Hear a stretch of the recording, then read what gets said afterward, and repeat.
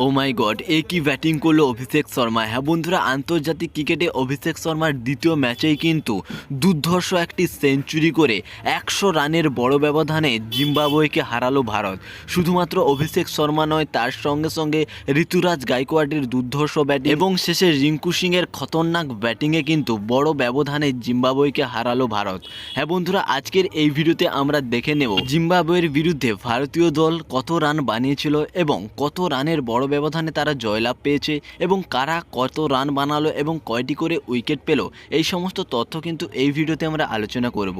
বন্ধুরা, ভিডিওটি শুরু করার আগে আইপিএল এবং ক্রিকেট সংক্রান্ত সমস্ত নিউজ বাংলায় সবার প্রথম পেতে চ্যানেলটিকে সাবস্ক্রাইব করে রাখুন। বন্ধুরা, জিম্বাবুয়ের বিরুদ্ধে 5টি টি20 ম্যাচের সিরিজে প্রথম ম্যাচে ভারতীয় দল হেরে যায় এবং দ্বিতীয় টি20 ম্যাচ অর্থাৎ আজকের ম্যাচে ভারতীয় দল টসে জিতে প্রথম ব্যাটিং করার সিদ্ধান্ত নেয় এবং ব্যাটিংয়ে নেমেই কিন্তু কামাল দেখায় ওপেনার অভিষেক শর্মা। হ্যাঁ বন্ধুরা, তার দ্বিতীয় আন্তর্জাতিক ম্যাচে দুর্ধর্ষ একটি সেঞ্চুরি মারে, মাত্র 47 বলে সেঞ্চুরি বানায়, যার মধ্যে রয়েছে 4টি 4 এবং 8টি গগনচুম্বী ছক্কা এবং ঠিক তার সঙ্গে সঙ্গ দেয় ঋতুরাজ গাইকোয়াড।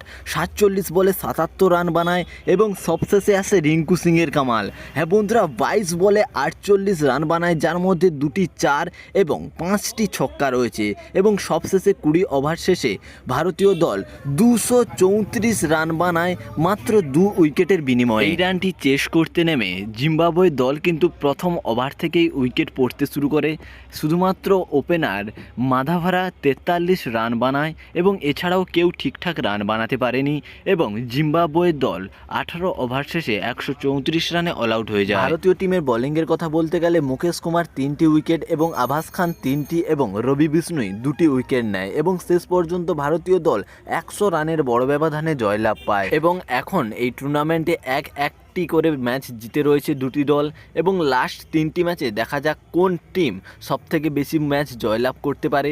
বন্ধুরা, তোমাদের কি মনে হয়, ভারতীয় টিম কি পারবে তৃতীয় টি20 ম্যাচটি জয়লাভ করে 2-1 ব্যবধানে এগিয়ে যেতে? তোমরা তোমাদের মতামত অবশ্যই কমেন্ট করে জানাবে। ধন্যবাদ বন্ধুরা।